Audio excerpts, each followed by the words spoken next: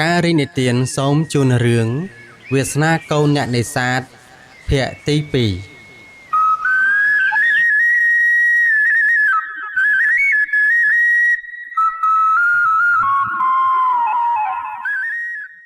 ពន្លឺថ្ងៃព្រលឹមស្រាងៗនៃក្រុងកំពតខេត្តកំពតបានចាំងឆ្លុះមកលើដំណក់ទឹកភ្នែកដែលកំពុងតែហូរស្រក់កាត់ផែនថ្ពាល់របស់អូនរចនាមាសស្ងួនខណៈដែលនាងកំពុងតែអោបនាយកំឡោះសមុទ្រយ៉ាងណែនកណ្ដាលផ្លូវមាត់ព្រែកកម្ដៅនៃក្តីស្រឡាញ់និងការអាណិតអាសូរពីបេះដូងដ៏បរិសុទ្ធរបស់អូនរចនាមាសស្ងួនបានធ្វើឲ្យរាងកាយដែលកំពុងតែរងាញាប់ញ័ររបស់នាយសមុទ្រចាប់ផ្ដើមមានកម្លាំងឡើងវិញប៉ុន្តែនៅក្នុងជំរឿចិត្តរបស់គេភាពអៀនខ្មាស់និងរបាំងវណ្ណៈនៅតែលងបន្លាចគេជានិច្ចជាកាលនាយសមុទ្រប្រើកម្លាំងដែលនៅសេសសល់តិចតួចព្យាយាមរុញស្មារចនាមាសស្ងួនចេញថ្នមគេអោនមុខចុះមិនហ៊ានសម្លឹងចំភ្នែកនាងឡើយរចនាអូននាងកុំធ្វើបែបនេះអីណាមើលខ្លួនឯងចុះមើលខ្លួនខ្ញុំចុះទាំងប្រឡាក់ដីស្រែអំបិលក្លិនឆ្អេះឆ្អាបមិនសមរម្យនឹងអូនទេហើយទាំងធំក្លិនឆ្អាបខ្ញុំមិនសមនឹងទទួលបានការអោបដ៏ខ្ពង់ខ្ពស់ពីនាងឡើយបើអ្នកណាម្នាក់ឬមនុស្សរបស់វិសាលមកឃើញនាងច្បាស់ជាត្រូវខូចកិត្តិយសមិនខានទេហើយអ្នកផងសោតគេមើលមកមិនសមសួនផងដែររចនាមាសស្ងួនមិនព្រមថយក្រោយឡើយនាងចាប់ដៃទាំងសងខាងរបស់កំឡោះសមុទ្រដែលកំពុងតែគ្រើមប្រេះទៅដោយសារជាតិអំបិលយកមកកាន់យ៉ាងណែនកិត្តិយសស្អីកិត្តិយសរបស់ខ្ញុំគឺការបានឈរនៅក្បែរមនុស្សដែលខ្ញុំស្រឡាញ់ណានិងមនុស្សដែលមានចិត្តស្មោះត្រង់ដូចជាលោកបងសមុទ្រនេះឯងខ្ញុំមិនខ្វល់ថាខ្លួនលោកប្រឡាក់ដីប្រឡាក់ភក់ធំក្លិនបែបណាទេអ្វីដែលខ្ញុំដឹងគឺលោកត្រូវរងទុក្ខវេទនាទាំងនេះក៏ព្រោះតែចិត្តឫស្យារបស់បងវិសាលនាងបានទាញនំនិងទឹកបន្តិចបន្តួចតែនាងបានលបលួចយកចេញពីផ្ទះហុចទៅឲ្យគេលោកប្រហែលជាមិនតាន់បានហូបអីហើយមែនទេតាំងពីយប់មិញមកម្លេះហូបបន្តិចទៅណាដើម្បីឲ្យមានកម្លាំងណេះនំនិងទឹកកំឡោះសមុទ្រសម្លឹងមើលនំនៅក្នុងដៃរចនាមាសស្ងួនទឹកភ្នែកកូនប្រុសហូរស្រក់ចុះមកម្ដងទៀតដោយក្តីរំភើបអួលណែនគេទទួលយកម្ហូបទាំងសឹកសួលបន្ទាប់ពីមានកម្លាំងកំហែងបន្តិចសមុទ្របានសម្លឹងមើលទៅរចនាដោយខ្សែភ្នែកមើងម៉ាត់រចនាមាសស្ងួននាងដឹងទេថាវិសាលមានអំណាចខ្លាំងណាស់គេបានតាមបិទផ្លូវរបស់ខ្ញុំគ្រប់ទីកន្លែងគេមិនចង់ឲ្យខ្ញុំរស់ទេទោះបីខ្ញុំទៅធ្វើការនៅស្រែអំបិលក៏គេតាមដេញខ្ញុំចេញដែរបើឯងនៅតែរត់តាមខ្ញុំបែបនេះពួកយើងមានតែរងទុក្ខវេទនាតាំងពីអ្នកប៉ុណ្ណោះណាខ្ញុំមិនខ្លាចការលំបាកទេរចនាមាសស្ងួនក៏បានស្រដីថាខ្ញុំមិនខ្លាចការលំបាកទេបើវិសាលប្រើអំណាចងងឹតបិទផ្លូវលោកនៅទីនេះពួកយើងនឹងមិនចោះចាញ់ឡើយខ្ញុំជឿថាភាពស្មោះត្រង់និងការតស៊ូរបស់ពួកយើងគង់តែមានថ្ងៃឈ្នះអំណាចទឹកប្រាក់ទុច្ចរិតរបស់គេខ្ញុំមានគ្រឿងអលង្ការខ្លះដែរដែលយកតាមខ្លួនពួកយើងអាចយកទៅលក់ដើម្បីទិញថ្នាំផ្ញើទៅឲ្យពុកម៉ែលោកនៅខេត្តកែបហើយដែលសេសសល់ពួកយើងនឹងរកមុខរបររកស៊ីតូចតាចលក់កាហ្វេលក់នំលក់បាយឆាតាមចិញ្ចើមថ្នល់ក៏ជាចំណូលមួយដ៏ពិតប្រាកដសម្រាប់ពួកយើងដែរហើយយើងគិតត្រឹមនេះអារម្មណ៍របស់ពួកយើងក៏មានសេចក្តីសុខជាមួយគ្នាដែរការលះបង់ដ៏ធំធេងរបស់កូនស្រីអ្នកមានស្ដុកស្ដំដែលព្រមបោះបង់ទ្រព្យសម្បត្តិមហាសាលផ្ទះវិឡាដ៏សុខផ្ទះ ទះវិឡាដ៏សុកស្រួលជិត1000ផ្ទះនាងបានសម្រេចចិត្តមកដើរហាលខ្យល់ហាលភ្លៀងជាមួយកូនអ្នកនេសាទក្រីក្របានធ្វើឲ្យប្រុសកំឡោះសមុទ្រកើតមានសេចក្តីក្លាហានយ៉ាងខ្លាំងក្លាគេលែងមានអារម្មណ៍ទន់ជ្រាយឬចង់រត់គេចខ្លួនទៀតហើយគេបានក្តាប់ដៃនាងរចនាហើយក៏បានតបវិញរួចក៏លើកខ្លុយឈើដែលជាវត្ថុមានតម្លៃបំផុតរបស់ខ្លួនមកសម្លឹងមើលរចនាមាសស្ងួនព្រះអាទិត្យគង់តែរះឡើងវិញក្រោយពេលភ្លៀងខ្ញុំសន្យាថាទោះបីជាត្រូវលំបាកវេទនាឬក៏ប្រឈមមុខទៅនឹងល្បិចកលឈ្នានីសរបស់វិសាលដល់កម្រិតណាក៏ខ្ញុំមិនលែងដៃនាងដាច់ខាតខ្ញុំនឹងប្រើស្មាដែកនិងកម្លាំងបាយរបស់កូនអ្នកនេសាទម្នាក់នេះបង្កើតអនាគតនិងការពារនាងឲ្យបានអ្នកទាំងពីរនាក់បានកាន់ដៃគ្នាដើរចេញពីដងផ្លូវមាត់ព្រែកក្រុងកំពតសម្ដៅទៅរកកន្លែងសុវត្ថិភាពដើម្បីរៀបចំជីវិតតស៊ូថ្មីប៉ុន្តែរឿងរ៉ាវមិនតាន់ចប់ទៅដោយងាយៗឡើយព្រោះនៅពេលនេះវិសាលបានដឹងពីរឿងដែលរចនារួចរត់ចេញពីផ្ទះហើយគេកំពុងតែបញ្ជាឲ្យបាក់ពួកប្រដាប់អាវុធដើររុករកពួកគេគ្រប់ច្រឡហកនៅក្នុងខេត្តកំពតដោយខឹងសម្បាជាខ្លាំងគណៈពេលដែលនាយសមុទ្រនិងនាងរចនាមាសស្ងួនកំពុងតែលាក់ខ្លួនតស៊ូក្នុងជីវិតយ៉ាងលំបាកវេទនានៅជ្រុងមួយនៃខេត្តកំពតនៅឯភូមិគ្រឹះរបស់គ្រួសាររចនាព្យុះខ្មៅនៃការពិតដ៏គួរឲ្យខ្លាចកំពុងតែចាប់ផ្ដើមបក់បោកឡើងវិសាលលែងត្រឹមតែតាមប្រមាញ់រកខ្លួនអ្នកទាំងពីរដើម្បីសងសឹកផ្ទាល់ខ្លួនទៀតហើយគេបានចាប់ដើមពន្លឿនផែនការទុច្ចរិតដ៏ធំមួយដែលគេបានរៀបចំទុកជាយូរមកហើយការពិតទៅការដែលវិសាលមកដណ្ដឹងរចនានិងធ្វើពុតជាជួយជ្រោមជ្រែងអាជីវកម្មគ្រួសាររបស់នាងមិនមែនកើតចេញពីក្តីស្រឡាញ់ពិតប្រាកដ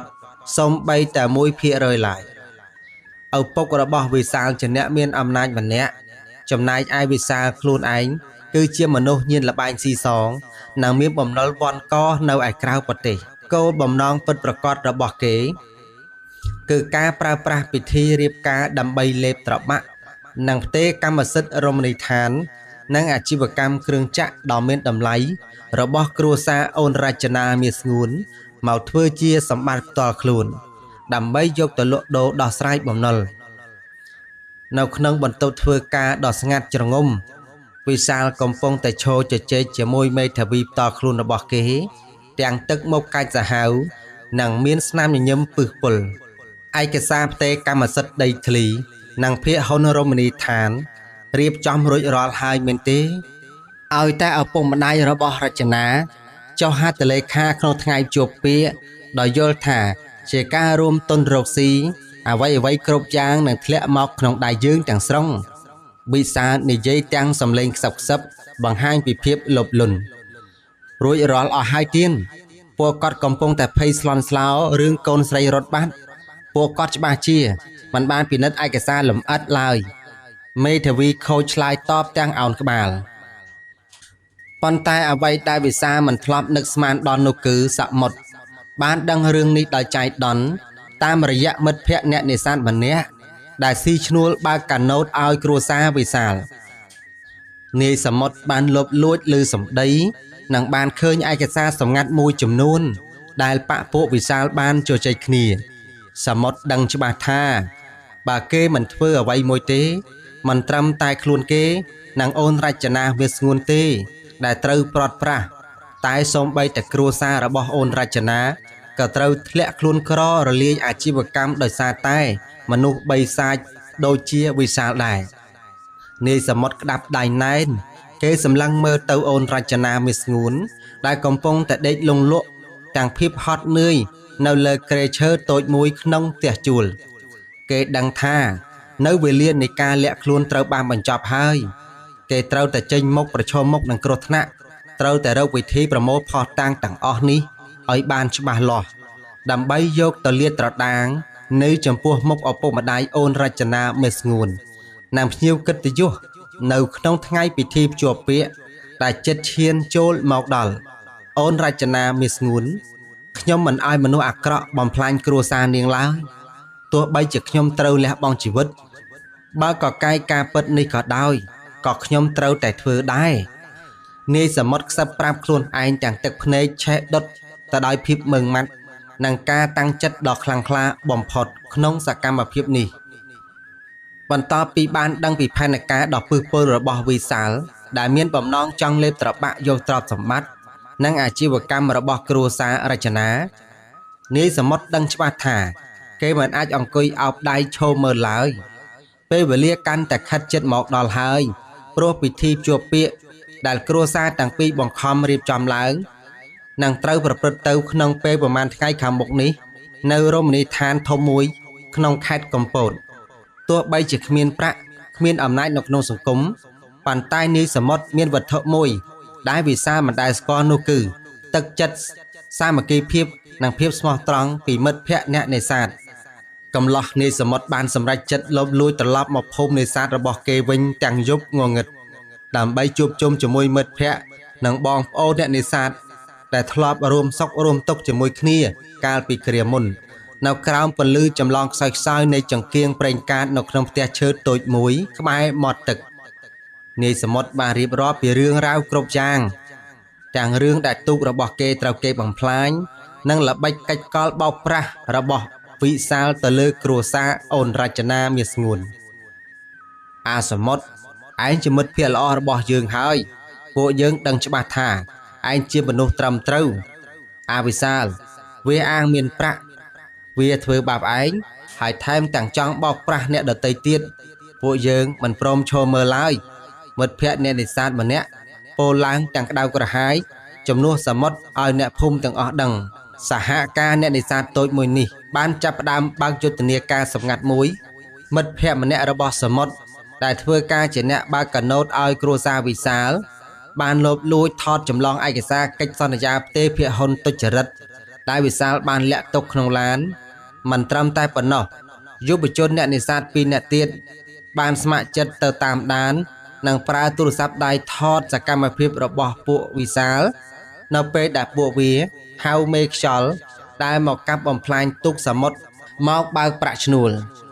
រាល់ផុសទាំងអស់ទាំងរូបថតទាំងឯកសារកិច្ចសន្យាខ្លែងបន្លំត្រូវបានប្រមូលផ្ដុំមកដាក់នៅក្នុងដៃនាយសមុទ្រយ៉ាងមានរបៀបរៀបរយនាយសមុទ្រកាន់ផុសទាំងនោះណែននៅក្នុងដៃទឹកភ្នែកដក់ពេញភ្នែកដោយក្តីរំភើបនិងដឹងគុណចំពោះទឹកចិត្តបងប្អូនកូនអ្នកនេសាទដូចគ្នាដែលមិនបោះបង់គេចោលក្នុងគ្រាលំបាកអរគុណបងប្អូនទាំងអស់គ្នាណាស់បើគ្មានអ្នកទាំងអស់គ្នាទេខ្ញុំពិតជាមិនដឹងជាត្រូវរកយុត្តិធម៌ពីណាមកទេនាយសមុទ្រនិយាយទាំងសឹកខ្សួលមិនអីទេអាសមុទ្រ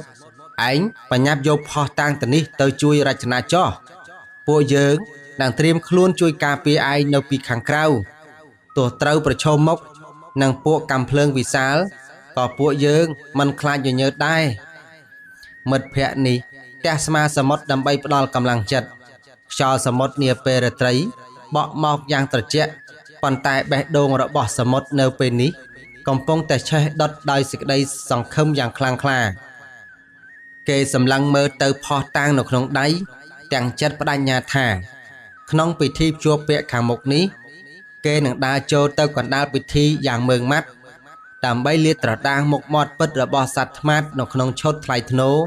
និងពិភពលោកបានឃើញនិងដើម្បីដណ្ដើមយកសេរីភាពនិងស្នេហាពិតរបស់អូនរចនាមាសស្ងួនមកវិញទោះបីជាត្រូវលះបង់គ្រប់យ៉ាងថ្ងៃដែលគ្រួសារទាំងពីររងចាំប៉ុន្តែជារង្វង់ថ្ងៃដែលអូនរចនាមាសស្ងួនខ្លាចរអាបំផុតបានឈានជើងចូលមកដល់ពិធីជួបពាក្យដ៏ធំបំផុតរវាងកូនស្រីម្ចាស់អាជីវកម្មគ្រឿងសមុទ្រនិងកូនអ្នកប្រុសអ្នកមានអំណាចត្រូវបានរៀបចំឡើងយ៉ាងអធិកធមនៅក្នុងសាលាសន្និសីទដ៏ប្រណិតនៃរមណីយដ្ឋានលំដាប់ផ្កាយមួយក្បែរមាត់ឆ្នេរសមុទ្រខេត្តកំពតភ្ញៀវកិត្តិយសលោកធំនិងអ្នកជំនួញល្បីៗជាច្រើនអ្នកបានធ្វើដំណើរមកចូលរួមបណ្ដាគ្នាទាំងស្នាមញញឹមនិងការអបអរសាទរនៅខាងក្នុងបន្ទប់រៀបចំខ្លួនការស្រស់ពណ៌ស ត្រូវបានតុបតែងលម្អពេញជញ្ជាំងប៉ុន្តែបរិយាកាសសម្រាប់តួឯកស្រីវិញគឺត្រជាក់ស្រទន់ដោយនៅក្នុងរូងភ្នំរចនាអង្គុយនៅចំពោះមុខកញ្ចក់ធំក្នុងឈុតសម្លៀកបំពាក់ប្រពៃណីខ្មែរយ៉ាងប្រណិតប៉ាក់ផ្កាឈូកមាសឆ្លោះពន្លឺភ្លើងចែងចាំងទោះបីជាសម្រស់របស់នាងត្រូវបានតុបតែងយ៉ាងស្អាតបាតឥតខ្ចោះយ៉ាងណាក៏ដោយក៏ទឹកមុខរបស់នាងស្ងួតស្រពោនកែវភ្នែកស្រទន់ពោពេញទៅដោយភាពរងទុក្ខនិងដំណក់ទឹកភ្នែកដែលហៀបនឹងស្រក់ចុះមកគ្រប់វិនាទីនាងត្រូវបានម្ដាយរបស់នាងតាមយាមមិនឲ្យឃ្លាតមួយចំហៀនឡើយបន្ទាប់ពីពួកគាត់បានតាមរកនាងឃើញនិងនាំខ្លួនត្រឡប់មកវិញកាលពីប៉ុន្មានថ្ងៃមុនរចនាមាសស្ងួនឈប់ធ្វើមុខម៉ូម៉ៅទៅថ្ងៃនេះជាថ្ងៃមង្គលរបស់យើងនិងគ្រួសារយើងហើយធ្វើឲ្យមុខស្រស់បំប្រងតិចទៅភ្ញៀវកិត្តិយសពះពេញរោងហើយម្ដាយរបស់នាងពោពាក្យរំលឹកទាំងទឹកមុខមើងម៉ាត់រចនាមាសស្ងួនមិនឆ្លើយតបឡើយនាងបានត្រឹមតែងាកទៅសម្លឹងមើលកញ្ចក់បង្អួចក្នុងចិត្តគិតដល់ពីលោកនាយសមុទ្រខ្លាំងបំផុតនាងមិនដឹងថាសមុទ្រមានគម្រោងការអ្វីឡើយហើយនាងក៏មិនចង់ឲ្យគេមកទីនេះដែរព្រោះខ្លាចអំណាចនិងបពពួកប្រដាប់អាវុធរបស់វិសាលធ្វើបាបគេគណៈនោះដែរនៅខាងក្រៅរោងពិធីវិសាលក្នុងឈុតអាវធំខាងក្នុងពណ៌សថ្លៃថ្នូរដើរទទួលភ្ញៀវទាំងស្នាមញញឹមបិទមាត់មិនជិតនៅក្នុងហៅប៉ៅអាវរបស់គេមានលាក់ទូកឯកសារកិច្ចសន្យាផ្ទេរភាគហ៊ុនទុច្ចរិតរងចាំតែឱកាសហុចទៅឲ្យឪពុកម្ដាយរចនាចុះហត្ថលេខាប៉ុណ្ណោះគេគិតក្នុងចិត្តទាំងអំនួតថាគ្មានអ្នកណាម្នាក់អាចមកបង្អាក់ផែនការលេបត្របាក់ទ្រព្យសម្បត្តិមួយនេះបានឡើយចំណែកឯកូនអ្នកនេសាទតោកចាស់ដូចសមុទ្រមុខជាមិនហ៊ានសូម្បីតែដើរតាមកាត់មុខរមណីយដ្ឋាននេះសម្លេងតន្ត្រីបុរាណចាប់ផ្ដើមប្រគំឡើងយ៉ាងពិរោះរណ្ដំញ៉ាំងឲ្យបរិយាកាសកាន់តែអ៊ូអរលុះទៅដល់ម៉ោងកំណត់សម្លេងតន្ត្រីបុរាណចាប់ផ្ដើមប្រគំឡើងយ៉ាងពិរោះរណ្ដំញ៉ាំងឲ្យបរិយាកាសកាន់តែអ៊ូអរលុះដល់ម៉ោងកំណត់អូនរចនាមាសស្ងួនត្រូវបានម្ដាយបណ្ដើរដើរចូលទៅក្នុងរោងការគ្រប់ខ្សែភ្នែកទាំងអស់បានងាកមកសម្លឹងមើលនាងតាំងពីការសរសើរពីសម្រស់ប៉ុន្តែគ្រប់គ្នាក៏ហាក់នឹងដឹងអំពីភាពខុសប្រក្រតីនៃទឹកមុខដ៏សោកសៅរបស់កូនស្រីដែរវិសាដើរទៅទទួលពីដៃរចនាទាំងស្នាមញញឹមពឹសពុលបរិយាកាសកាន់តែតានតឹងឡើងនៅពេលដែលពិធីករប្រកាសដល់វគ្គដែលចាស់ទុំទាំងសងខាងត្រូវឡើងមកដោះដូរគ្រឿងចំនួននិងចុះហត្ថលេខាលើឯកសារកិច្ចសន្យារួមទុនរកស៊ីរចនាខំបបោមាត់ណែនក្នុងចិត្តបន់ស្រន់ដល់វត្ថុស័ក្តិសិទ្ធិព្រោះនាងដឹងថាបើយ៉ាងម៉េចមិនត្រូវបានចុះហត្ថលេខាលើក្រដាសនោះអនាគតរបស់នាងនិងគ្រួសារច្បាស់ជាត្រូវរលាយទាំងស្រុងក្រោមដៃបិសាចលបលន់ម្នាក់នេះមិនខានបរិយាកាសនៅក្នុងសាលពិធីទាំងមូលឆ្ងាត់ជ្រងំគណៈពេលដែលឪពុករបស់អូនរចនាមាសស្ងួនលើកបិចឡើងត្រៀមនឹងចុះហត្ថលេខាលើឯកសារកិច្ចសន្យាផ្ទេរភាគហ៊ុនដែលវិសាលបានរៀបចំឡើងវិសាលឈោសម្លឹងមើលចុងបិចនោះដោយកែវភ្នែកលបលន់និងមានស្នាមញញឹមជ័យជំនះទៅលើផ្ទៃមុខរចនាភ្នែកចុះទាំងទឹកភ្នែកហូរស្រក់តាមកានថ្ពាល់នាងអស់សង្ឃឹមខ្លាំងណាស់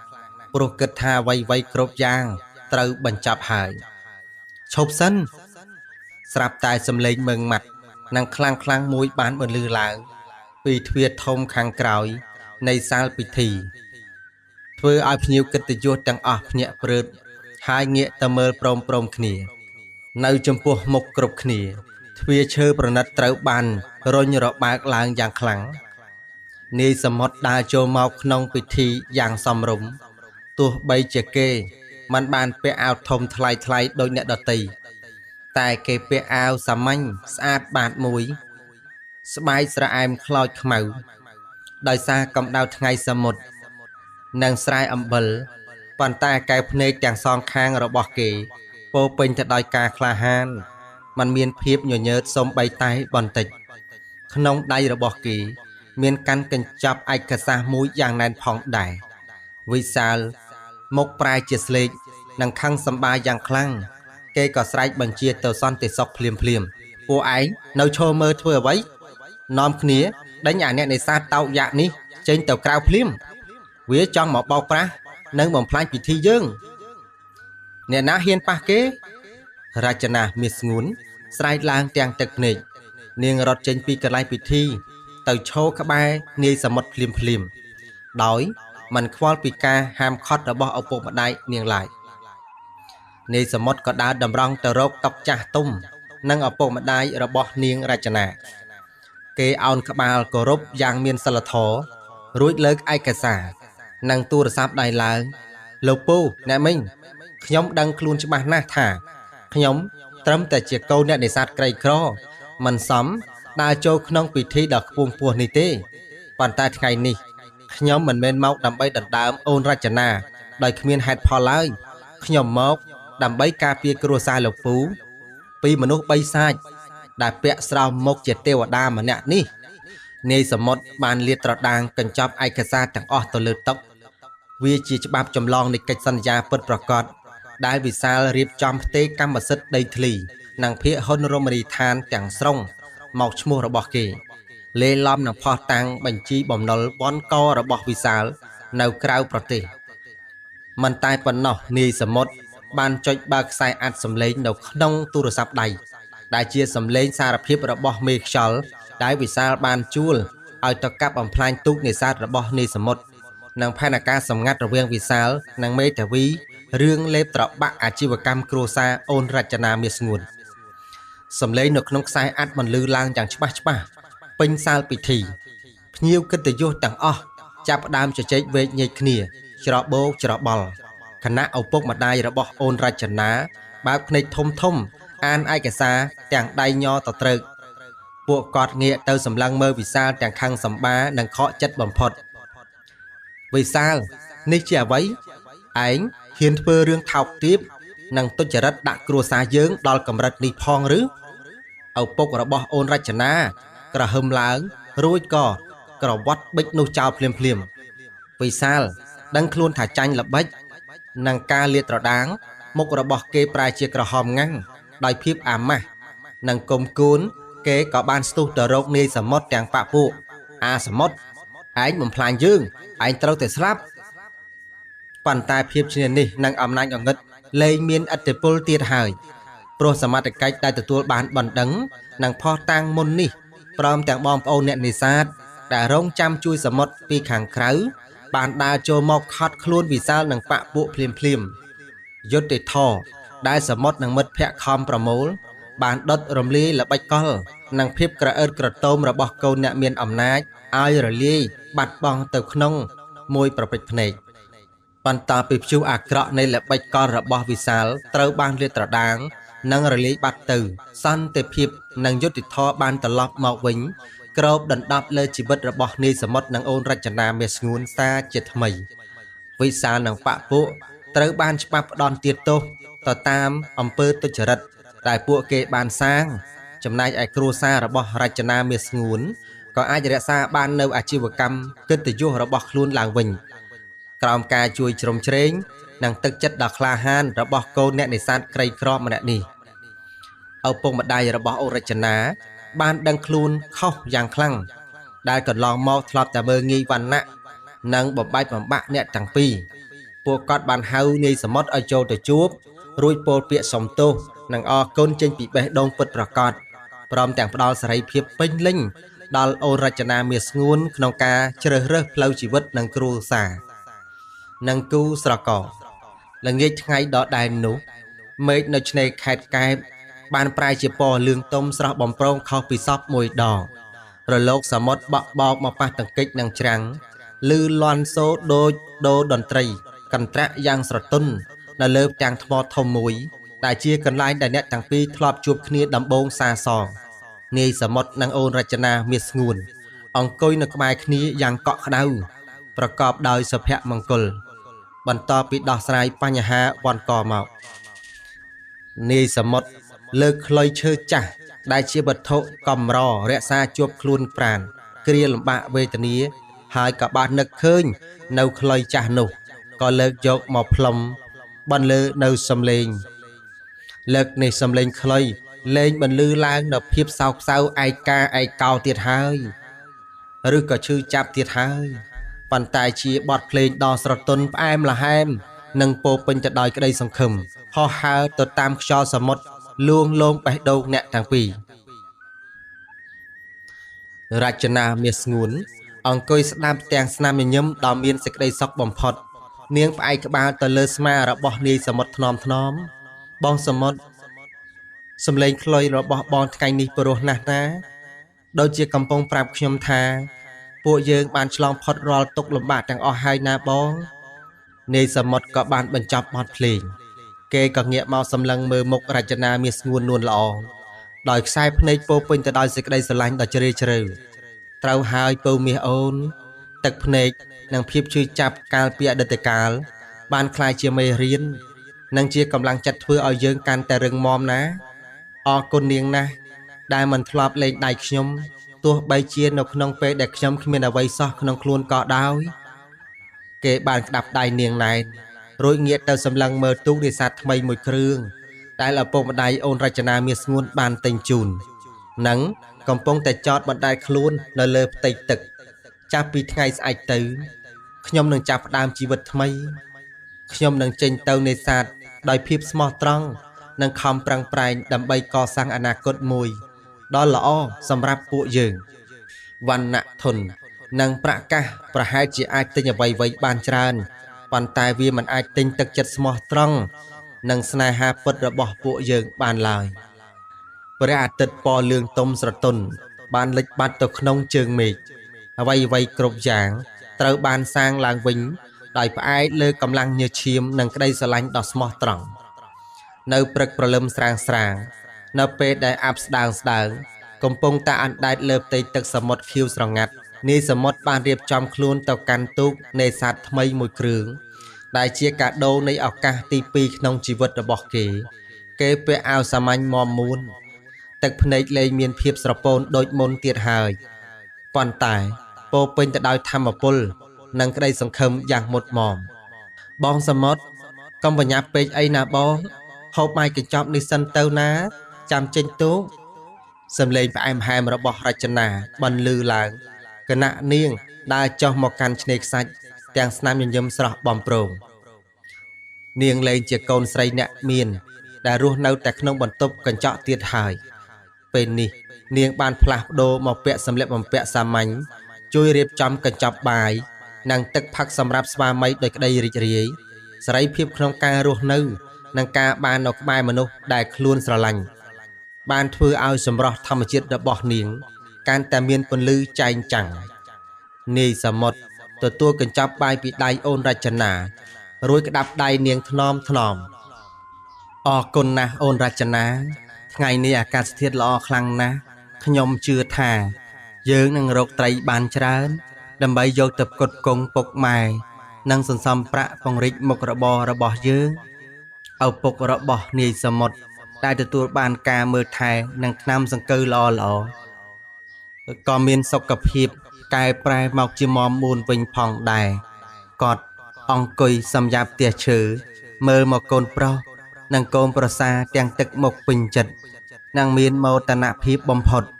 អ្នកភូមិផងរបងជាមួយដែលធ្លាប់តែភ័យខ្លាចអំណាចវិសាលពេលនេះបាននាំគ្នាដើរមកជួយរុញទូកកំឡោះសមុទ្រចុះទឹកទាំងសើចសប្បាយអ៊ូអរបង្ហាញពីទឹកចិត្តសាមគ្គីភាពរបស់សហគមន៍អ្នកនេសាទទូកនេសាទបានចាប់ផ្ដើមបើកចេញយឺត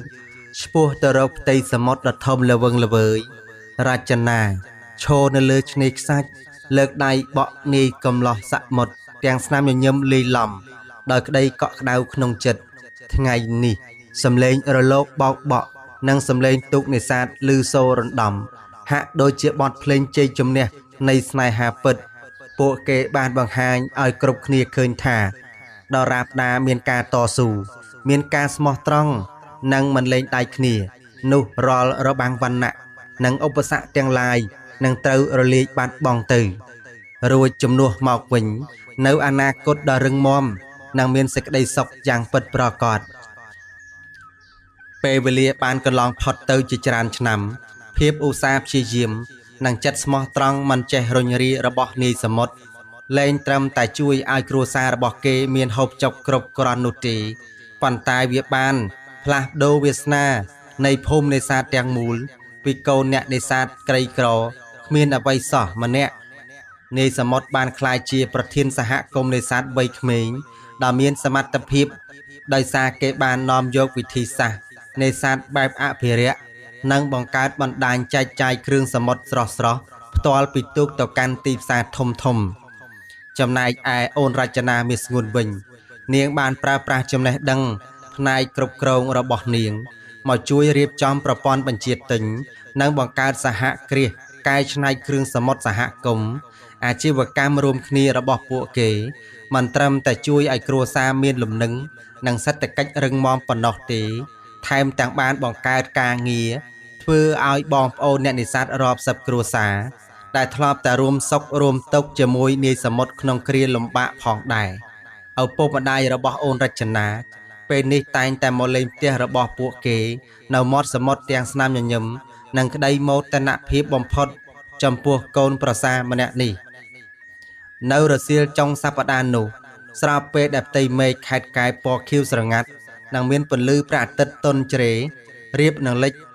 នាយសមុទ្រនិងអូនរចនាមាសស្ងួនបានដើរលំហែកាយនៅលើឆ្នេរខ្សាច់សក្បុសនៅក្បែរពួកគេមានក្មេងប្រុសតូចម្នាក់អាយុប្រហែលជា5ឆ្នាំដែលជាកូនប្រុសបណ្ដូលចិត្តរបស់ពួកគេកំពុងរត់លេងដេញចាប់រលកសមុទ្រទាំងសំឡេងសើចក្អាកក្អាយនាយសមុទ្រដើរមកអង្គុយលើផ្ទាំងថ្មធំដដែលរួចក៏ទាញខ្លុយឈើចាស់ចេញពីចង្កេះគេក៏បានលើកមកផ្លុំបង្ហើរនៅសូរសៀងយ៉ាងពិរោះរណ្ដំបទភ្លេងលើកនេះមិនមែនជាបទទុកសោកទេមិនមែនជាបទកំសត់អួលណែនដោយពីមុនទៀតដែរប៉ុន្តែវាជាបទភ្លេងសុភមង្គលនិងសន្តិភាពផ្លូវចិត្តសំឡេងខ្លុយបន្លឺឡើងយ៉ាងរស់រវើកផ្អែមល្ហែមនិងអណ្ដែតអណ្ដូងកាត់តាមខ្យល់ជំនោរហាក់ដូចជាកំពុងតែនិទានប្រាប់ផ្ទៃទឹកនិងជួរភ្នំអំពីជ័យជំនះនៃក្តីស្រឡាញ់ដ៏ស្មោះត្រង់រចនាមាសស្ងួននួនល្អងដើរមកអង្គុយក្បែរបងនាងក៏បានយកដៃអោបស្មាទៅដល់បងសមុទ្ររួចសម្លឹងមើលទៅកូនប្រុសដែលកំពុងតែរត់មកអង្គុយលើក្បាលជង្គង់ស្ដាប់ឪពុកផ្លុំផ្លុយកែភ្នែករបស់នាងដក់ពេញដោយក្តីសុខដែលរកអ្វីប្រៀបមិនបានបងសមុទ្របងធ្វើបានហើយបងបានបង្ហាញឲ្យពិភពលោកឃើញថារបៀងវណ្ណៈមិនអាចខត់ខាំងបេះដូងមនុស្សបានឡើយដរាបណាពួកយើងមានភាពរឹងមាំនិងជឿជាក់លើគ្នារចនាមាសស្ងួនខ្សឹបប្រាប់ទាំងស្នាមញញឹមដ៏ស្រទន់នាយសមុទ្រក៏បានបញ្ចប់បទភ្លេងគេដាក់ខ្លុយលើចង្កេះរួចឲ្យប្រពន្ធនិងកូនចូលទៅក្នុងទ្រូងយ៉ាងកក់ក្ដៅគេងាកទៅសម្លឹងមើលផ្ទៃសមុទ្រដ៏ធំល្វឹងល្វើយដែលលាតសន្ធឹងនៅចំពោះមុខ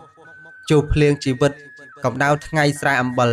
និងភាពឈឺចាប់ទាំងឡាយបានរលត់បាត់អស់ទៅហើយបន្សល់ទុកត្រឹមតែផ្លែផ្កានៃការតស៊ូនិងស្នេហាដ៏រឹងមាំដោយផ្ទាំងថ្មចំពោះមុខរលកសមុទ្រច្រើនឆ្នាំក្រោយមកទៀតភាពជោគជ័យនៃសហគមន៍នេសាទខេត្តកែបបានក្លាយជាគំរូដ៏ល្អសម្រាប់តំបន់ឆ្នេរដទៃទៀតទោះបីជាពេលនេះនាយសមុទ្រមានជីវភាពធូរធារស្ដុកស្ដំនិងមានមុខមាត់ក្នុងសង្គមយ៉ាងណាក៏ដោយក៏គេមិនដែលបំភ្លេចដើមកំណើតរបស់ខ្លួនជាកូនអ្នកនេសាទសាមញ្ញម្នាក់ឡើយ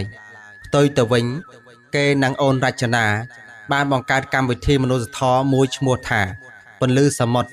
ដើម្បីផ្ដល់អាហារូបករណ៍ដល់កូនចៅអ្នកនេសាទក្រីក្រនិងបង្កើតសាលាបណ្ដុះបណ្ដាលជំនាញកសិកម្មជលផលដោយឥតគិតថ្លៃនៅរសៀលថ្ងៃមួយ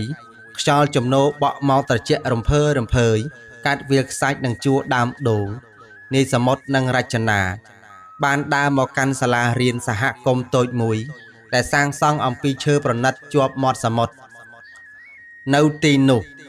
មានក្មេងៗក្នុងភូមិជាច្រើនអ្នកកំពុងតែអង្គុយរង់ចាំពួកគេទាំងកែវភ្នែកភ្លឺថ្លាថ្ងៃនេះមិនមែនជាថ្ងៃបង្រៀនពីរបៀបរកត្រីឬគ្រប់គ្រងអាជីវកម្មនោះទេប៉ុន្តែជាថ្ងៃដែល សមុទ្រចង់ចែករំលែកនៅអ្វីដែលជាប្រលឹងដូនតានិងជាវត្ថុដែលធ្លាប់ជួយសង្គ្រោះផ្លូវចិត្តរបស់គេក្នុងគ្រាដ៏ខ្មៅងងឹតបំផុតនោះគឺសិល្បៈនៃការផ្លុំខ្លុយឈើនាយសមុទ្រអង្គុយនៅកណ្ដាលវងក្មេងៗរួចដកខ្លុយឈើចាស់ដែលមានស្នាមស្គុតតិចៗមកបង្ហាញពួកវាក្មេងៗដឹងទេខ្លុយឈើមួយដើមនេះមិនមែនគ្រាន់តែជាឧបករណ៍បង្កើតសំឡេងនោះទេវាជាមិត្តភក្តិជាអ្នកស្ដាប់និងជាអ្នករក្សាក្តីសង្ឃឹមរបស់ពូកាលពីពូនៅក្រីក្រត្រូវគេធ្វើបាបត្រូវគេបំផ្លាញទូកសូម្បីតែទីជំរកបិទបាំងភ្លៀងក៏គ្មានសំឡេងខ្លុយនេះហើយដែលរំលឹកពូថាមិនត្រូវចោះចាញ់វាសនាឡើយក្មេងៗស្ដាប់ទាំងបើកភ្នែកធំៗដោយមានអូនរចនាឈរញញឹមនៅក្បែរនោះទាំងកែវភ្នែកពោពេញទៅដោយក្តីស្រឡាញ់និងការកោតសរសើរចំពោះស្វាមីនាយសមុទ្រចាប់ផ្ដើមបង្រៀនកូនប្រុសរបស់ខ្លួននិងក្មេងៗដទៃទៀតពីរបៀបកាន់ខ្លុយរបៀបដាក់ម្រាមដៃនិងការដកដង្ហើមឲ្យវែងមិនយូរប៉ុន្មានសំឡេងខ្លុយដ៏ស្រទន់និងផ្អែមល្ហែមបានបន្លឺឡើងរួមគ្នាពីក្មេងៗរាប់សិបនាក់សូរភ្លេងនោះបានអណ្ដែតចេញពីសាលាឈើតូចហោះកាត់ផ្ទៃទឹកសមុទ្រពណ៌ខៀវស្រងាត់វាលែងជាសំឡេងខ្លុយឯកោរបស់ក្មេងប្រុសម្នាក់ទៀតហើយប៉ុន្តែវាជាសំឡេងរួមគ្នានៃចំនួនក្រោយដែលពោពេញទៅដោយធម្មពលភាពរស់រវើកនិងការបន្តវេននៅក្តីសង្ឃឹមដ៏រឹងមាំនាយសមុទ្រសម្លឹងមើលក្មេងៗដែលកំពុងតែខំប្រឹងផ្លុំខ្លុយទាំងស្នាមញញឹមចេញពីបេះដូងគេដឹងច្បាស់ថាជីវិតរបស់មនុស្សម្នាក់គង់តែមានថ្ងៃចាស់ជរានិងបាត់បង់ទៅវិញប៉ុន្តែដរាបណាចំណេះដឹងនិងទឹកចិត្តតស៊ូនិងតម្លៃនៃភាពស្មោះត្រង់ត្រូវបានផ្ទេរទៅឲ្យចំនួនក្រោយនោះគេដំណើរនិងប្រវត្តិសាស្ត្រនៃការតស៊ូរបស់ពួកគេនឹងរស់រានមានជីវិតជារៀងរហូតនៅលើទឹកដីមាត់សមុទ្រមួយនេះដោយគ្មានថ្ងៃរលត់ឡើយពេលវេលាប្រៀបដូចជាទឹកហូរមិនដែលរងចាំអ្នកណាម្នាក់ឡើយប៉ុន្តែអ្វីដែលមិនធ្លាប់ប្រែប្រួលគឺសម្រស់និងភាពស្ងប់សុខនៃដែនសមុទ្រខេត្តកែបរឿងរ៉ាវតស៊ូជីវិតជូរចត់របស់កូនអ្នកនេសាទឈ្មោះថានាយសមុទ្រនិងកូនស្រីអ្នកមានស្ដុកស្ដំឈ្មោះថាអូនរចនាមាសស្ងួននួនល្អពេលនេះបានក្លាយជារឿងព្រេងនិទានពិតប្រាកដដែលប្រជាជនក្នុងតំបន់ឆ្នេរតែងតែយកមកនិទានប្រាប់គ្នាពីចំនួនមួយទៅចំនួនមួយដើម្បីដាស់តឿនចិត្តមនុស្សឲ្យជឿជាក់លើតម្លៃនៃសេចក្តីថ្លៃថ្នូរនិងភាពស្មោះត្រង់ការតស៊ូអត់ធ្មត់សិក្សារៀនសូត្រនៅពេលល្ងាចដ៏ស្រស់បំព្រងមួយព្រះអាទិត្យពណ៌លឿងទុំខ្សោយបានទន់ទាបរៀបលិចកាត់ផ្ទៃមេឃជះពន្លឺពណ៌មាសចុងក្រោយឆ្លុះមកលើផ្ទៃទឹកសមុទ្រល្វឹងល្វើយនាយសមុទ្រនិងអូនរចនាមាសស្ងួននួនល្អក្នុងវ័យរៀនរស់ប្រកបដោយសេចក្តីសុខបានដើរកាន់ដៃគ្នាយ៉ាងណែននៅលើឆ្នេរខ្សាច់សក្បុសដានជើងរបស់ពួកគេដែលដើរទន្ទឹមគ្នាត្រូវបានទឹកហូរមកលុបបំបត្តិតិចប៉ុន្តែចំណងចិត្តរបស់ពួកគេគឺរឹងមាំដូចជាផ្ទាំងថ្មដដែលពួកគេបានមកឈរនៅចំណុចខ្ពស់មួយនៃច្រាំងថ្មដែលអាចមើលឃើញទិដ្ឋភាពទូករាប់សិបគ្រឿងរបស់សហគមន៍កំពុងតែបើកវិលត្រឡប់មកវិញទាំងជោគជ័យនាយសមុទ្រដកខ្លុយឈើចាស់បុរាណដែលកន្លងមកធ្លាប់ឆ្លងកាត់ទាំងដំណក់ទឹកភ្នែកភាពរងាកម្ដៅថ្ងៃស្រាអំបិលនិងខ្យល់ព្យុះមកសម្លឹងមើលទាំងស្នាមញញឹមគេលើកខ្លុយមកផ្លុំជាលើកចុងក្រោយសំឡេងខ្លុយលើកនេះលែងបន្លឺឡើងនូវភាពសោកការលែងមានការឈឺចាប់ឬការតស៊ូដណ្ដើមយកជ័យជំនះទៀតហើយប៉ុន្តែវាជាបទភ្លេងអរព្រះគុណជីវិតនិងធម្មជាតិវាជាសូរភ្លេងដ៏ទន់ភ្លន់លួងលោមផ្អែមល្ហែមនិងមានអំណាចអស្ចារ្យអណ្ដែតអណ្ដូងឆ្លងកាត់ផ្ទៃទឹកជួរភ្នំនិងរលកខ្យល់បំភាយចេញសេចក្តីសុខទៅកាន់គ្រប់បេះដូងមនុស្សដែលបានឮរចនាមាសស្ងួននួនល្អផ្អែកក្បាលលើស្មារបស់ប្តីថ្នម កែភ្នែកស្រទន់របស់នាងសម្លឹងមើលទៅជើងមេឃឆ្ងាយនាងដឹងច្បាស់ថាទ្រព្យសម្បត្តិនិងឋានៈវណ្ណៈដែលមនុស្សក្នុងលោកខំដណ្ដើមគ្នានោះมันអាចផ្ដល់នូវភាពកក់ក្ដៅពិតប្រាកដដូចជាទ្រូងរបស់បរិសស្មោះត្រង់ម្នាក់នេះឡើយ បងសមុទ្រទោះបីជាថ្ងៃខាងមុខពិភពលោកនឹងផ្លាស់ប្ដូរទៅជាបែបណាក៏ដោយក៏សំឡេងខ្លុយនឹងក្តីស្រឡាញ់របស់ពួកយើងនឹងរស់នៅទីនេះជារៀងរហូតរចនាពោលឡើងទាំងស្នាមញញឹមដ៏បរិសុទ្ធសុទ្ធសាធនាយសមុទ្รงក់ក្បាលរួចក៏អោបនាងយ៉ាងណែនត្រូវហើយអូនដូចគ្នានឹងទឹកសមុទ្រដែលមិនចេះរីងស្ងួតក្តីស្រឡាញ់និងភាពស្មោះត្រង់របស់ពួកយើងនឹងក្លាយជាប្រលឹងនៃឆ្នេរមួយនេះណាព្យុះភ្លៀងគង់តែរលាយតែស្នេហាពិតនឹងនៅជាអមតៈពន្លឺព្រះអាទិត្យបានលិចបាត់ទៅទាំងស្រុងបន្សល់ទុកត្រឹមតែសូររលកបោកបក់ស្រទន់និងសំឡេងខ្លុយឈើដែលនៅតែបន្តបន្លឺឡើងកណ្ដាលភាពស្ងប់ស្ងាត់សាច់រឿងទាំង20វគ្គនៃស្នេហាឆ្លងកាត់របាំងវណ្ណៈរបស់ពួកគេបានបិទវាំងននចុះប្រកបទៅដោយភាពត្រចះត្រចង់បន្សល់ទុកនៅគេដំណើរជីវិតដ៏មានតម្លៃនិងជាសក្ខីភាពបញ្ជាក់ថាភាពស្មោះត្រង់និងការមិនចោះចាញ់គង់តែមានថ្ងៃឈ្នះលើរាល់ឧបសគ្គទាំងឡាយក្នុងโลกនេះជានិច្ច